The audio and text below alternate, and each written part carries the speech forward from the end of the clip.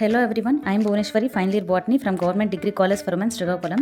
ఇవాళ నేను oyster mushroom ఎలా గ్రో చేయాలో చెప్పబోతున్నా. అండ్ ఇది ఫస్ట్ టైం గ్రోయింగ్ అనమాట. ఇది మనం అనుకున్నంత కష్టమేం కాదండి, బట్ కొంచెం టైం మనం పేషెన్స్గా వెయిట్ చేస్తే మనం చాలా హార్వెస్ట్ చేయొచ్చు. ఫస్ట్ ఇక్కడ మనం సబ్స్ట్రేట్ సెలెక్ట్ చేసుకోవాలి. ఇక్కడ నేను చీప్ అండ్ బెస్ట్ అవైలబుల్గా ఉన్న ఒక 1 year బ్యాక్ హార్వెస్ట్ చేసిన ప్యాడీ స్ట్రాని సెలెక్ట్ చేసుకున్నా. ఇక్కడ నేను ఈ ప్యాడీ స్ట్రాని ఆర్గానిక్ మెథడ్లో పాస్చరైజేషన్ చేయాలనుకుంటున్నా.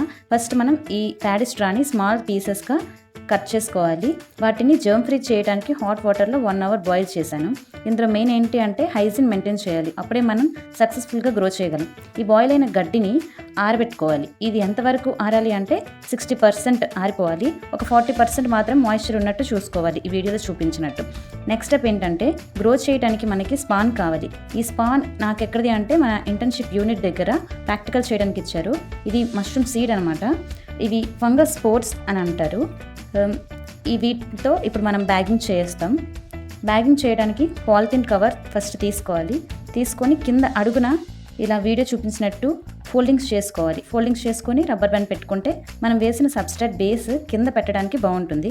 నెక్స్ట్ స్టెప్ ఏంటంటే ఇనాకులేషన్ అంటారు. ఇనాకులేషన్ అంటే ఇప్పుడు మనం ఏదైతే సెలెక్ట్ చేసుకున్న మష్రూమ్ స్పాన్ ఉందో అది గడ్డిలోకి ఇంట్రడ్యూస్ చేయడాన్ని ఇనాకులేషన్ అంటారు.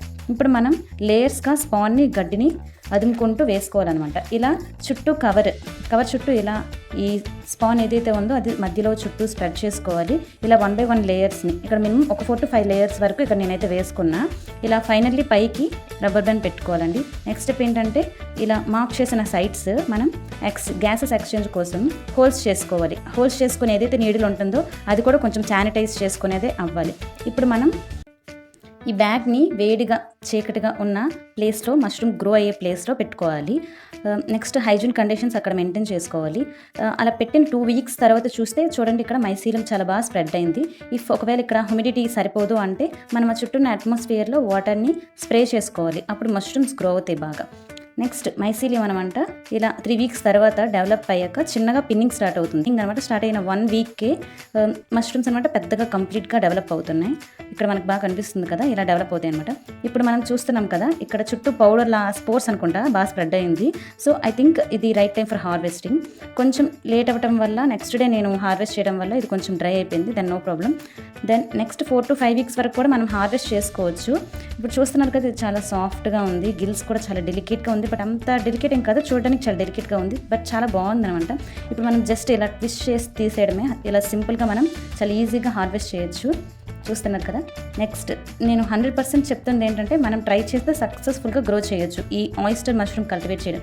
మిగతా బటన్, మిల్కీ మష్రూమ్స్తో మనం కంపేర్ చేసుకుంటే ఇది ఈజీ అనమాట. నెక్స్ట్ వాటికైతే పర్ఫెక్ట్ కండిషన్స్ ఉండాలి, లేకపోతే అవి రావు. నెక్స్ట్ వాటికి సంథింగ్ కంపోస్ట్ యూజ్ చేయాలి, చాలా ఇన్వెస్ట్మెంట్ ఉంటుంది. ఇది మాత్రం చాలా తక్కువ ఇన్వెస్ట్మెంట్తో చాలా ఈజీగా మనం ఈ ఆయిస్టర్ మష్రూమ్స్ని కల్టివేట్ చేయొచ్చు. ఇది మన ఆయిస్టర్ మష్రూమ్ కల్టివేట్ చేసే ప్రాసెస్.